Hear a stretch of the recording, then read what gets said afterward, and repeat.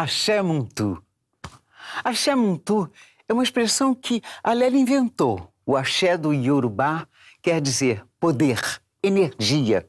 Muntu, do Quimbundo, quer dizer gente. Então, Axé Muntu para vocês.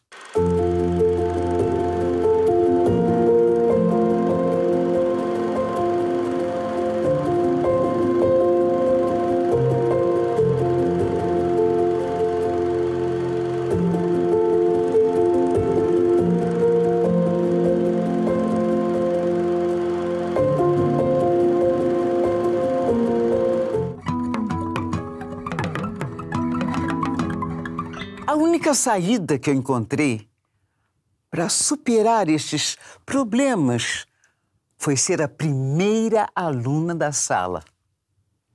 E aquela história, ela é pretinha, mas é inteligente.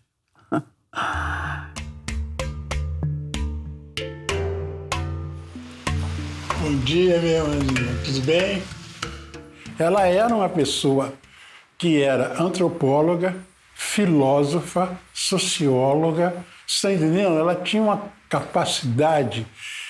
Ela, antes das pessoas falarem esse termo que hoje está em moda, ela já sabia a fala do lugar do outro. Ela já sabia disso.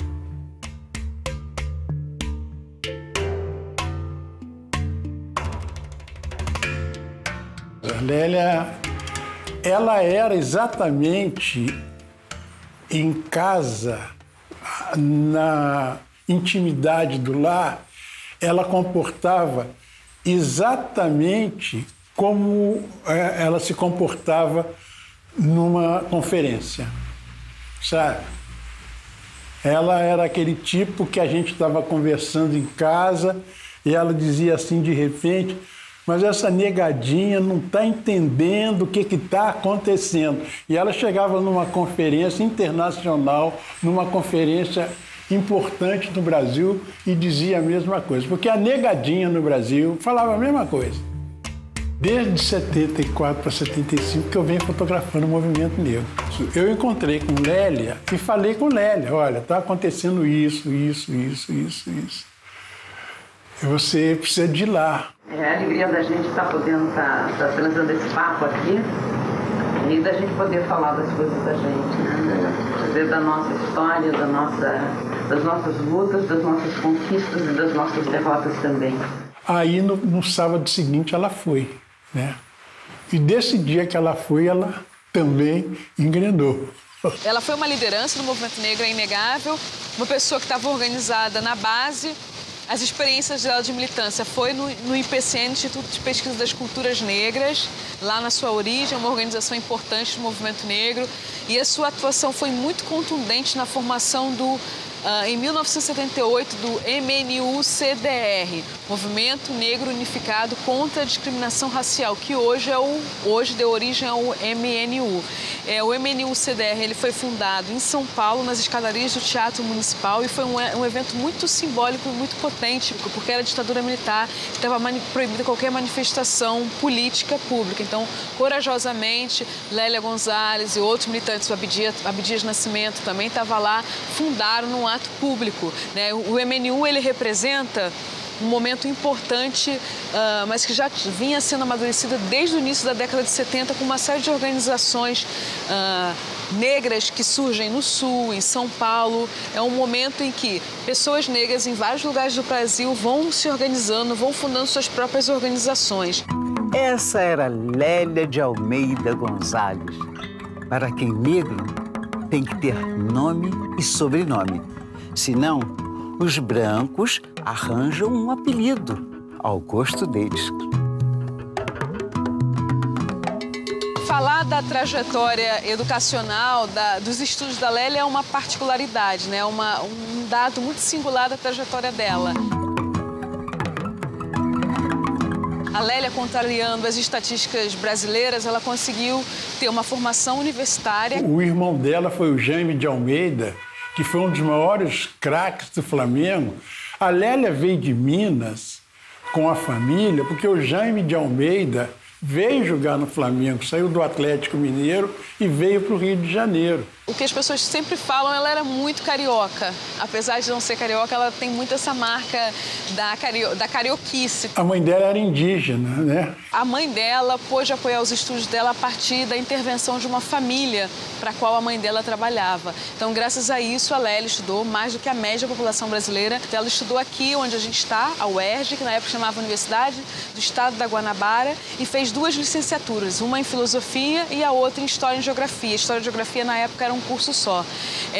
Ela teve a oportunidade não só de estudar mais do que a média da população negra no Brasil da época, como em relação à sua própria família. A questão dos estudos sempre foi uma marca, algo que distinguiu Lélia do conjunto do seu entorno, tanto dentro da militância como nos outros espaços que ela circulou. Ela foi uma mulher de estudos.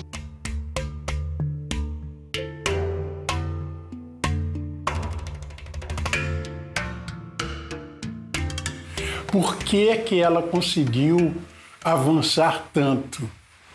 Porque ela sentava e ficava ouvindo as pessoas falarem. A Lélia conta pra gente nos depoimentos que a tomada da consciência dela, a descoberta que ela era uma mulher negra, veio a partir de uma situação muito difícil que ela viveu. Ela foi casada com um homem chamado Luiz Carlos Gonzalez, que era distante da família dele. E no momento que o marido se aproxima da família, a família descobre que ele está casado com uma mulher negra. E a família achava que estava tudo bem, porque a família achava que eles viviam num regime de concubinagem, uma mistura de concubinato com sacanagem, isso que a Lélia comenta. E aí, quando descobre que legalmente eles são casal, né, são casados, a família entra num processo muito pesado, né? E o marido acaba se suicidando. E é esse momento que Lélia toma consciência da sua própria negritude, porque até então, como ela fala, ela está muito dentro de uma lógica de um projeto brasileiro do embranquecimento social e cultural, né? O suicídio do marido, esses problemas com a família dela fazem ela encarar, sim, resolver uma questão dela. Ela era uma mulher negra, é um processo de descoberta. Paralelo a essa relação com a psicanálise, ela vai se aproximar, se descobrir, se reconectar com a ancestralidade dela africana e ela se entender como uma mulher negra. Então é um processo. E a partir dessa busca que é existencial, vem esse caminho também que vai ser um caminho intelectual, né? O caminho da teórica, né? Dessa mulher que pensa. O chamado indo-europeu, o chamado ariano, ele vai surgir muito depois. E ele surge exatamente com um processo de mudança desse homem negro original. Ser negro, para mim, é um processo de construção e descoberta diários.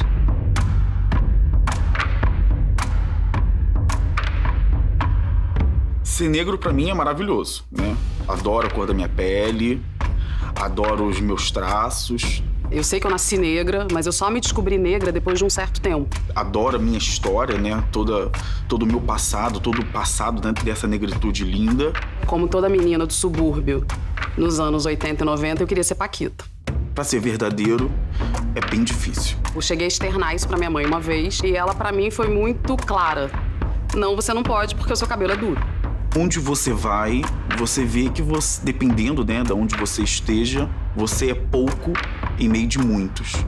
Se você for numa universidade, você é pouco. Se você for numa instituição pública, você é pouco. Né?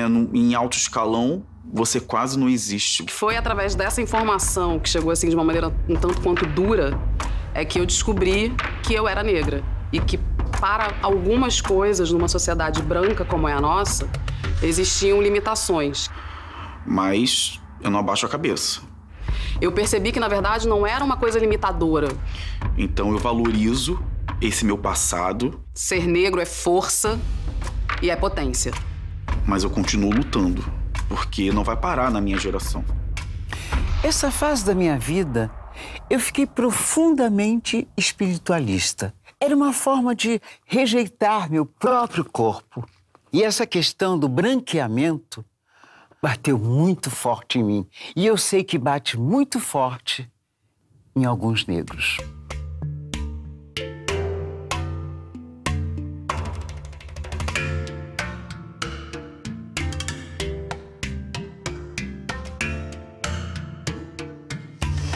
conceito de americanidade que Lélia Gonzalez vai sistematizar, a gente pode dizer que é um conceito dentro do pensamento social da autora, ou seja, Lélia Gonzalez talvez precise ser entendida como uma pensadora que ela está analisando o Brasil em termos sociais, culturais e históricos. Toda uma formação, um aporte teórico muito rico desse pensamento que eu estou chamando aqui de eurocentrado. E quando ela entra no movimento negro, ela faz essa imersão em busca da negritude dela, ela vai encontrar, vai saber aliar, combinar esse saber eurocentrado nesse mundo que ela foi formada, com tudo que ela aprende, que ela estuda, que ela pesquisa e o que ela propõe, né? A Lélia é uma mulher que construiu uma teoria. Ela antecipou essa visão da questão racial. Ela sempre viu o racismo como uma questão nacional. Para que a exploração e a opressão terminem nesse país, para que esse país, além de vir a ser uma efetiva democracia racial, ele se torne, porque para ser uma democracia racial, esse país tem que ser efetivamente uma democracia. Porque o racismo é histórico, cultural, ideológico. Ele é uma questão nacional, ele não é uma questão do negro. O movimento negro, na realidade, ele é a ferramenta que o negro criou para combater o racismo. Porque já que o racismo é uma questão nacional, todos os setores da sociedade brasileira deveriam desenvolver as suas ferramentas para combater o racismo. Nesse projeto de Lélia de pensamento, as mulheres negras têm um lugar central. Justamente pelo fato de sermos, né, o foco, né, das discriminações racial e sexual, nós temos um potencial político e ideológico muito maior do que o homem negro, tranquilamente. Lélia não conseguia dissociar uma luta que não fosse uma luta contra o racismo, que também não fosse uma luta contra o sexismo. Infelizmente, a gente percebe também no interior do movimento negro uma postura machista, não há dúvida, né? Uma postura de reprodução, né, das práticas do patriarcalismo vigente na sociedade brasileira, né? Aí a minha crítica também que vai com relação ao homem negro, sem sombra de dúvida, né? Porque muitas vezes a gente também é marginalizada por eles, né? Não se pode fazer nenhuma análise sobre o patriarcado, sobre as desigualdades de gênero, se você não leva em conta, no Brasil, a dimensão racial. Essa dimensão é incompleta.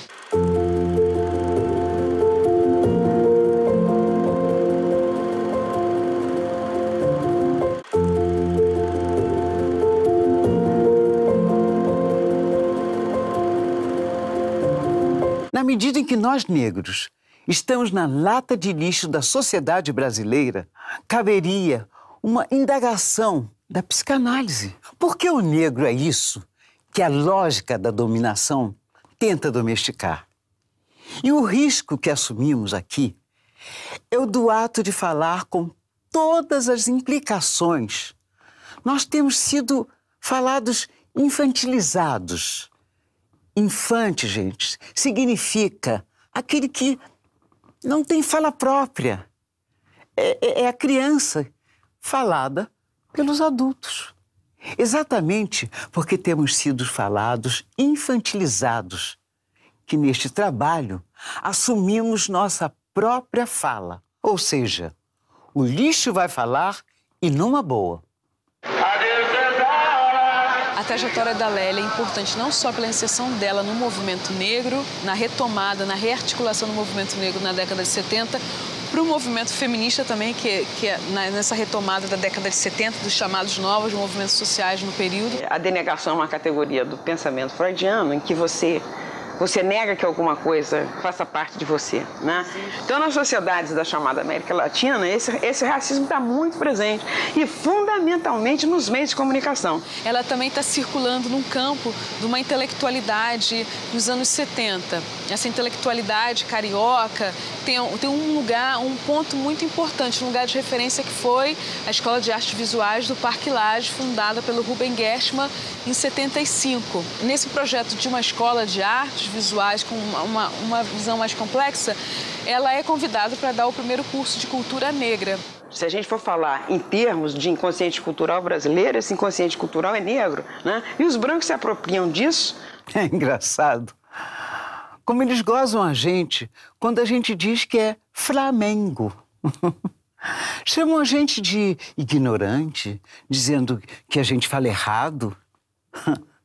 Eles ignoram que a presença desse R no lugar do L é a marca linguística de um idioma africano, no qual o L não existe. Ao mesmo tempo, acham o maior barato a fala dita brasileira, que corta os R's dos infinitivos verbais. Vou te contar, meus olhos já não podem ver. Em vez de você, ser. Em vez de estar, tá. Não sacam que estão falando português. Ela fala em português para dizer o quê? Que a língua portuguesa no Brasil, ela assume outras considerações, ela assume outras formas de... outros sotaques, diferente da maneira como os portugueses falam a língua. E isso seria justamente uma impressão de línguas africanas do tronco banto, como o quimbundo, por exemplo, que vão modificar a maneira da gente falar o português. A ideia de América Ladina aparece pela primeira vez num texto do M.D. Magno. Ladina quer dizer que, no Brasil, a população negra precisou realizar relações de conflito e negociação para sobreviver e imprimir o seu código. E ela cita pela primeira vez esse conceito, ela menciona lá no Racismo e Sexismo na Cultura Brasileira, que é um texto clássico. Ela está citando esse América Ladina via uma discussão que o Magno propõe. Tempos depois, na produção textual dela, ela formula o conceito de americanidade. A gente estava discutindo essa questão de ser afro-brasileiro. A mefricanidade, uma América africanizada, uma América que os povos indígenas e os povos africanos, eles vão arquitetar um solo cultural que é fundamental ser compreendido para entender como nós funcionamos, o que nós somos.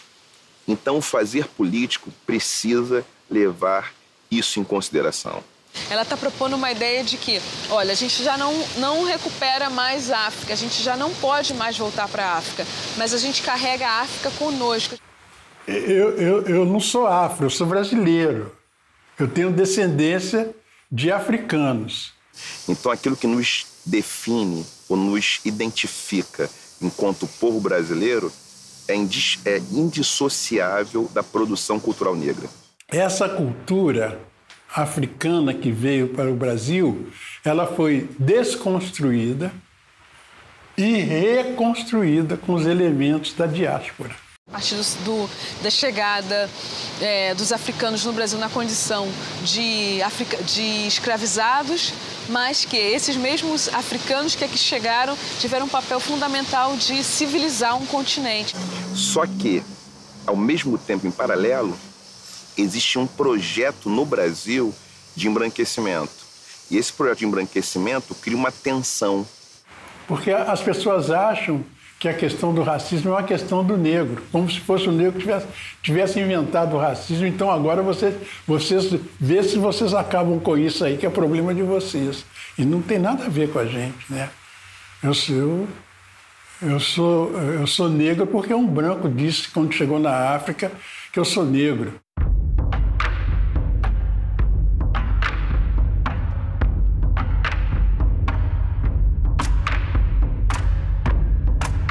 As pessoas usam muito essa palavra resistência, mas se você é um homem preto no Brasil, você sobreviveu. Também eu iria por dois caminhos. Um, eu posso dizer que é ser do povo da melanina, do povo do sol. Constantemente resistência e luta. Isso que eu penso que seja ser negro no Brasil. Mas posso dizer também que é ser do povo que foi mais espoliado, explorado, vilipendiado. Não que nada, somos todos iguais, tudo balela. porque não somos iguais nada. Na hora do vamos ver, a cor da tua pele faz diferença? Sim, e muita. E a gente vive hoje o reflexo disso, né? As consequências disso. É uma luta diária. Você nascer e não perceber que você precisa enfrentar diariamente coisas que foram impostas pela sociedade desde o passado. Ser negro e ser mulher, aí você tem que ser resistente em dose dupla, né? Eu não me considerava negra. Durante muito tempo, eu não soube valorizar as minhas origens, os meus traços. Mas a parte legal é que a gente herdou essa coisa guerreira da ancestralidade, né? A palavra mucama, por exemplo, vem do quimbundo, amásia, escrava. Está nos dicionários concubina. Escrava que era amante do seu senhor. Mas o tempo passou e todo mundo jogou essa definição para baixo do tapete. Ficou só escrava, negra, moça e de estimação, escolhida para auxiliar nos serviços caseiros, acompanhar pessoas da família e, por vezes, ama de leite. Mas as mucamas continuam aí, com sua malemolência perturbadora, na exaltação mítica da mulata, no entre parênteses do carnaval. O texto clássico da Lélia, né, Racismo e Sexismo na Cultura Brasileira, ela vai trabalhar com algumas categorias em que mulheres negras estão enquadradas, né? A mãe preta, a mulata e a mucamba.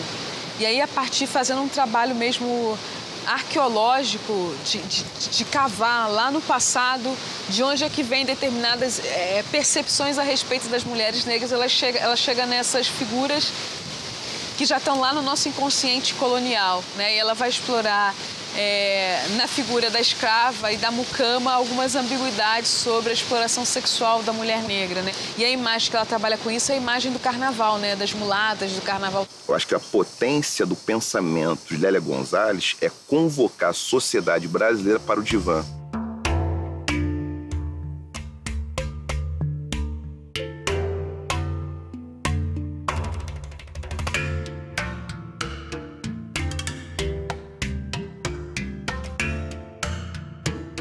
Teorias decoloniais, uma série de discussões que tomam fôlego muito tempo depois, já estavam na Lélia. Qual a relevância de Lélia Gonzalez para nós pensarmos as relações de gênero, relações de raça? Esse livro demorou 23 anos para ser feito. Ele não foi feito por nenhuma editora, nenhuma universidade. Ele foi fruto da organização do próprio movimento negro. E a gente está falando que uma das pensadoras mais originais do país não teve seu livro autoral feito por uma grande editora ou feito por uma universidade. Isso fala muito dos processos de apagamento e invisibilidade do pensamento autoral negro. A Lélia fala especificamente numa cosmovisão eurocristã. Essa cosmovisão eurocristã é patriarcal, ela é sexista, ela é racista. Especialmente a presença negra, que tem a ver com autoria, seja autoria intelectual, seja autoria artística, os processos nacionais têm sido de apagamento e invisibilidade. Lélia é uma intérprete do Brasil, né? No campo das ciências sociais, do pensamento social brasileiro. Isso é um debate que hoje já não é muito relevante, já não se pensa muito. Mas por muito tempo o pensamento social brasileiro se debruçou pela pergunta de o que era o Brasil e o que nos tornava brasileiro. É uma maneira de pensar a sociedade brasileira com aspectos culturais, aspectos geopolíticos, aspectos históricos. Então, acho que a pista que Lélia deixou era alguma coisa que a gente não pode deixar para trás. Inclusive, batia de frente com a gente, que eram os chamados os machos, né? Ela batia muito de frente com a gente, assim. A gente ficava meio assim, mas ela respeitava, que ela falava umas coisas assim. Mas ela era muito, mas muito, assim, ativa, sabe? Ela era muito forte nas questões que ela levantava e que colocava, porque ela tinha fundamentação. Não era uma coisa aleatória, não era uma coisa de orelha de livro, não. Mais do que latina, Mais do que uma história contada por europeus, por mouros, somos negras, negros, indígenas, pertencentes a uma América Latina. Nossa luta sempre será a do pertencimento étnico, do combate dessa neurose cultural que busca suprimir aqueles que, do ponto de vista étnico, são os testemunhos vivos da ladino-americanidade denegada. Axé, Muntu! A negritude tem um potencial incrível e nós podemos muito. O meu povo negro é responsável por tantas maravilhas dessa cultura que a gente tem hoje no Brasil e é inegável.